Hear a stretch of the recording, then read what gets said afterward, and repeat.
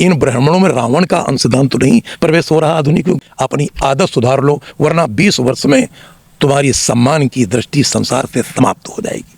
मानित कौम ये भारत में मानी जाएगी। पढ़ लिख कर इनके बच्चे, हमारे बच्चे तैयार हो। इनके बच्चे भी अपने मरे हुए पिता को गाली देंगे कि तुमने समाज में जहर घोला है। और भगवान कृष्ण ने भागवत में कहा था, जिस यादव को इन्होंने मारा है, जो ब्राह्मण भागवत कह रहे हैं, 9वें स्कंद में स्वयं लिखा है, भगवान श्री कृष्ण ने मुंह से कहा है बद्रीनाथ धाम में कि बणयाम महापुण्यम सर्पाप हरम नृणाम यदुर्वंशम नराश्रुता सर्पाप प्रमुख्यते। मेरी मात्र वर्ण की कथा सुनने से, यदुवंश का नाम लेने से भागवत में मनुष्य के तमाम पाप कट जाएंगे। मुझे एक चीज का बहुत दुख है कि ब्राह्मण समाज पाप इकट्ठा कर रहा है।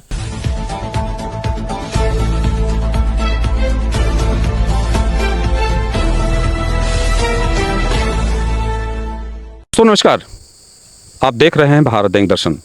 दोस्तों, लगातार आप देख रहे हैं कि उत्तर प्रदेश में एससी और ओबीसी के ऊपर जिस तरह से घटनाएं हो रही हैं, लगातार उनकी उत्पीड़न की घटनाएं आ रही हैं, कहीं बलात्कार की घटनाएं आ रही हैं, कहीं तमाम तरह के, कोई अभी मध्य प्रदेश में देखा होगा एक ऐसी बिरादरी के मुंह में पेशाब किया गया, और तमाम तरह के, क्या बताएं किस तरह की घटनाएं आ रही हैं। अभी हाल ही में कल की एक घटना जो आपको हिला देगी और बहुत समाज के लोगों को इतना दर्द हुआ और शर्मसार करने वाली घटना, एक कथावाचक जो कि ओबीसी समाज से आते हैं, यादव बिरादरी के, वो एक गांव में इटावा के, जहां पे अखिलेश यादव का गृह जनपद है, वहां पे कथा कह रहे थे। और कुछ दूसरी बिरादरी के लोग, जिनको ये रास नहीं आया, उन लोगों ने उन कथावाचकों को पकड़ के सबसे पहले मारा, उनकी शिखा काटी, उनका मुंडन करवाया और तमाम तरह से उनको प्रताड़ित करने के बाद एक महिला का पेशाब लाके उनके ऊपर छिड़का। इस तरह का घृणित कार्य हमारे उत्तर प्रदेश में हो रहा है और लोग कहते हैं कि राम राज्य है। हमारे साथ परिचय के मोहताज नहीं है इस क्षेत्र के, बल्कि उत्तर प्रदेश के कथावाचक बाबा रामकरण यादव, जिनसे हम बात करना चाहेंगे, चूँकि आप भी यादव कम्युनिटी से आते हैं और एक क्षेत्र इनका भी है जो कथा, गीता और भागवत कहते हैं। मैं इनसे बात करने की कोशिश करता हूं। जी, स्वागत है आपका भारत दैनिक दर्शन चैनल। धन्यवाद। बाबा जी, आप भी कथावाचक हैं और जिस तरह की घटना इटावा में, वो भी अखिलेश यादव के गृह जनपद में हुई है, जिस तरह से लोगों को प्रताड़ित किया गया, उस पर आप क्या कहना चाहेंगे? अब पहला तो दुखद ये है कि उस 84 कोस की ब्रजभूमि को देख कर ही कृष्ण की भागवत कहने की बैकवर्ड की हिम्मत पड़ी। लोहार, गड़रिया, यादव, बढ़ई, वर्मा, तेली, साहू, सभी जात के, ऐसी बिरादरी के लोग कथा कहते हैं। उस भूमि पर जाते ही भगवान श्री कृष्ण की याद आई कि इस महामानव ने, जिसको बौद्ध भिक्षु ने भी कहा कि कृष्ण एक महामानव बनकर पृथ्वी पर आए, समाज में उन्होंने गीता के माध्यम से, श्रीमद् भगवत कथा के माध्यम से एक संदेश देकर वो राष्ट्र का गौरव, जहां सुप्रीम कोर्ट में उनकी गीता रखी है, बिरादरियां सब टार्चर की जाती हैं, ब्राह्मण की नज़र में मात्र वो केवल मनुष्य है। मुझे 30 साल का अनुभव है, हर जात को उसने कीड़ा मकोड़ा समझा। और गलतियां भाई हम लोगों की भी हैं, हम पुरानी रिवाज में फंस गए कि इनकी पूजा होनी चाहिए, जबकि जिन वेदों को लोग पढ़ रहे हैं सभी जात के लोग, उसमें मैंने भी सर्च किया। मैं कथा से पहले मैंने बड़े विद्वानों से वृंदावन में बात किया, सर्च किया, तो कई विद्वानों ने कहा कि भाई संत जो भी पैदा हुए कोई ब्राह्मण नहीं थे। तो मेरे एक अधिकारी लेवल के महात्मा थे, अब तो नहीं रहे दुनिया में, उन्होंने एक सवैया लिखी थी कि भंगिनी से वाल्मीकि, वेश्या से वशिष्ठ मुनि, दासी के सुपुत्र मुनि नारद सो कहायो है, बेटी मल्लाहिन से पारासर सो व्यास भयो, मतंग ऋषि ने जन्म शूद्र घर पायो है, कहो विप्रदेव सब माख तजी साफ साफ, ब्रह्मणी की कोख से कौन ऋषि जायो है। भाई कोई भारत का प्राचीन हमारे जो संत हैं, जिन्होंने लाखों बरस तपस्या की, उस ईश्वर को, उस ब्रह्म को मनाने के लिए उन्होंने अपने शरीर को भस्म कर दिया धरती पर, वो सभी जात के संत थे। आज मुझे बहुत शर्म आ रही है कि ब्राह्मण जाति को, अब मैं राजनीति से थोड़ा सा जुड़ जाता हूँ, मुझे माननीय कांसीराम जी याद आ रहे हैं। बाबा अंबेडकर साहब के पग पर जब वो व्यक्ति काशी राम कांसीराम जी चले, तो समाज से एक आवाज़ आई थी कि बाबा तेरा कार्य धूरा कांसीराम करेंगे पूरा। उन्होंने बहुसंख्यक समाज को जगाकर खड़ा कर दिया, बाबा अंबेडकर के संविधान को बचा दिया। आज ये केवल 10 वर्ष से जो सामंतवादी, जो आज इनका कृत्य हो रहा है ये जो ब्राह्मण मार रहे हैं हरिजन को, बैकवर्ड को, मायावती जी आई, मैं मायावती बहन जी को प्रणाम करता हूँ। माननीय मुलायम सिंह जी आए, मैं उनको प्रणाम करता हूँ, किसी माध्यम से आए। मैं कोई जात पात की बात नहीं करता हूँ, लेकिन उन्होंने सामंतवाद का फन कुचल दिया था। और धन्यवाद है इस सरकार को जो नारा दे रही कि कटेंगे तो बटेंगे तो कटेंगे, लेकिन इसमें कौन छटेंगे? आपके साथ मात्र ब्राह्मण है। और कल की घटना को देख करके मुझे तो संत कबीर याद आते हैं। उन्होंने लिखा था काशी में कि एक त्वचा हाड़ मलमूत्रा, एक रुधिर एक गुदा, एक बूंद से सृष्टि बनी है को ब्राह्मण को शूद्रा। और उसी काशी के महान संत रविदास जी की याद आ रही है। 1 रुपए का सिक्का ब्राह्मणों को दिया कि गंगा से पूछ लेना कि एक रविदास महात्मा ने पूछा नीच होने के कारण हम नहा नहीं सकते। तो सिक्का जब ब्राह्मणों ने डाला तो गंगा जी एक कंगन दी पंडितों को कि जाकर भक्त रविदास को दे दें। कलयुग की कथा है जी। फिर वो कंगन लेकर के ब्राह्मणों ने कहा कुछ चमार जात के महात्मा को नहीं दिया जाएगा। राजा के पास गए, राजा से पैसा लिया, राजा ने रानी को कंगन दिया, रानी पहनी तो कंगन अच्छा लगा, तो उन्होंने पति से निवेदन किया कि दूसरा कंगन आखिर तो कहीं होगा। तो ब्राह्मणों से कहा गया, तो पूरा काशी का ब्राह्मण गंगा के किनारे मंत्र पढ़ता रहा कि हे गंगा वही कंगन दे दो, राजा ने मांगा है। तब फिर जब हार गए तो फिर राजा से बताया कि एक चमार जात का संत रविदास है, चौराहे पे उसकी जूता की दुकान है, उसने गंगा जी से कंगन मांगा था। फिर राजा रानी स्वयं आकर के संत रविदास के चरणों में गिर पड़े और रविदास ने कहा गंगा जाने की जरूरत नहीं। उन्होंने फिर दिया समाज को एक संदेश कि जब अपन मन चंगा तो ये कठौती में गंगा। एक कंगन फिर माता गंगा ने दिया। उस महान रविदास की कौम के लोगों को अपमानित किया जा रहा है। और भगवान कृष्ण ने भागवत में कहा था जिस यादव को इन्होंने मारा है, जो ब्राह्मण भागवत कह रहे हैं, 9वें स्कंद में स्वयं लिखा है, भगवान श्री कृष्ण ने मुंह से कहा है बद्रीनाथ धाम में कि वर्णयाम महापुण्यम सर्पाप हरमणाम यदुर्वंशम नरासुरता सर्पाप प्रमुख्यते। मेरी मात्र वर्ण की कथा सुनने से, यदुवंश का नाम लेने से भागवत में मनुष्य के तमाम पाप कट जाएंगे। मुझे एक चीज का बहुत दुख है कि ब्राह्मण समाज पाप इकट्ठा कर रहा है। ऐसे भी अच्छा जो व्यक्ति पढ़ा लिखा है ब्राह्मण समाज को रावण से जोड़ लेता है। ब्राह्मण समाज का मन शोषित पीड़ित वंचित समाज के प्रति छुआछूत की भावना, उन्होंने ये नारा दिया कि सूद सुदा हम, बिना गुनाह हम, चार गुजा हम। और कहाँ तक इन जातियों को अपमानित करोगे? और फिर उसके बाद जय श्री राम का नारा बोलकर एक अभिमानी नारा। आप सब हिंदू को कह रहे हो कि आप बटेंगे तो कटेंगे। आप बताओ, जब आप अपने पेशाब से, तुम्हारे घर की महिला पेशाब से लोगों की खोपड़ी मुड़वावे तो पूरी दुनिया के लोग तैयार हो जाएं कि इनकी महिलाओं के पेशाब से हम खोपड़ी घोटवा लें तो वैकुंठ चले जाएंगे। ब्राह्मण को मानसिकता साफ करनी होगी, नहीं तो बहुसंख्यक समाज जग गया। मेरी उम्मीद है 20 साल के बाद अगर यही करते ब्राह्मण का रहा तो सबसे अपमानित कौम ये भारत में मानी जाएगी। पढ़ लिख कर इन्हीं के बच्चे, हमारे बच्चे तैयार हो, इनके बच्चे भी अपने मरे हुए पिता को गाली देंगे कि तुमने समाज में जहर घोला है।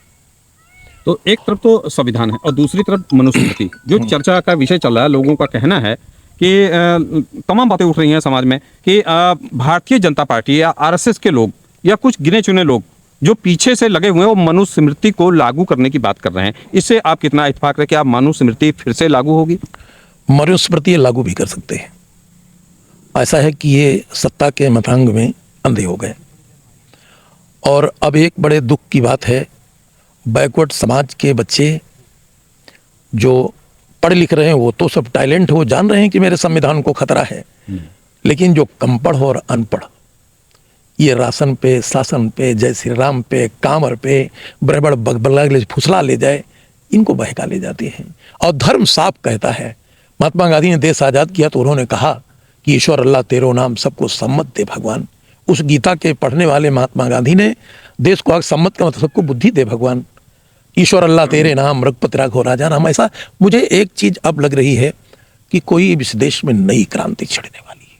हम लोग समाज के स्वामी जी, जी, आपको स्वामी जी कहा जाता जी है। तो मैं एक चीज जानूं, धर्म की व्याख्या क्या है? जैसे धर्म हर तरफ से धर्म की आवाज उठ रही है। जहां तक मेरी जानकारी में धर्म तो ये होता है कि इंसान की सेवा करना। इंसान की सेवा न करके जिस तरह की धर्म की व्याख्या हो रही है, तो आप धर्म की व्याख्या किस तरह से करते हैं? देखो, धर्म का पहला शब्द तो मनुष्य में दया हो। जैसे इन ब्राह्मणों के हमारे लाखों पीढ़ी पुरखा ओबीसी एससी समाज के लोगों ने इनके पुरखों के चरण धोकर अपने घर में छिड़के हैं। थोड़ा सा इनके अपने पुरखों पर हया आनी चाहिए कि जिस समाज ने हमको इतना बड़ा सम्मान दिया हो, उसी जात समाज के लोगों का, उनकी बिरादरी कौम का निरंतर हम अपमान करते जा रहे हैं। जिस भगवान कृष्ण ने सुप्रीम कोर्ट, हाई कोर्ट, सारे कोर्ट में अपनी गीता रख दी हो, अच्छा उस जाति को टारगेट कर रहे हैं ये। मैंने एक बार ब्राह्मणों की सभा में कहा था कि चाहे दूध धार की हो चाहे तलवार की, यादों सपूतों ने सदा सरसाई है, करती नाज भारत की भारती माँ इन पर सदा, और भारत की लाज इन्होंने हरदम बचाई है, शास्त्र और समन्वय का संघर्ष करके भारत में विजय के महासंघ की ध्वनि भी सुनाई है, यूं तो चराई गाय भैंस किंतु गीता का रहस्य निर्वंशियों ने ही बताई है। इस वंश को इतना नीच और ओबीसी एससी को इतना नीच ये लोग समझ रहे हैं। मेरे ये बात नहीं समझ में आ रही है कि आखिर ये आधुनिक युग में चाह क्या रहे हैं। या तो मोदी जी या तो योगी जी स्पष्ट रूप से कह दें कि मैं ठाकुर और ब्राह्मण का सपोर्टर हूं, ठाकुर तलवार से समाज को काटेगा, ब्राह्मण अपशब्द बकेगा और जितनी जातियां उनकी माँ बहन की गाली दे दें, भरे मंच सभी इनको मौका है, ये जातियां अपना कोई रास्ता ढूंढ लेंगी, या तो कांसी राम को जिंदा कर लेंगी या तो अम्बेडकर की समाधि पे सर फोड़कर ये बलिदान हो जाएंगी। आखिर ये कीड़े मकोड़ों की तरह ये मनुष्य ओबीसी एससी कहाँ चला जाए जिसको रात दिन ये सताते चले आ रहे हैं। महाराज जी, जैसे आप कथा कह रहे हैं, तो क्या कौन से ग्रंथ में, कहीं ना कहीं ग्रंथों में तो उल्लेख जरूर होगा हाँ जी, कि एससी ओबीसी को कथा कहने का अधिकार है या नहीं? नहीं, ऐसा नहीं लिखा, ऐसा नहीं लिखा।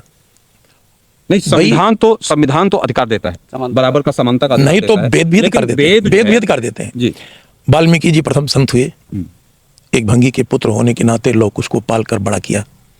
सीता जी उनके आश्रम पर रही, 2 पुत्रों को उन्होंने सीता को बेटी कहा, जगदम्बा थी।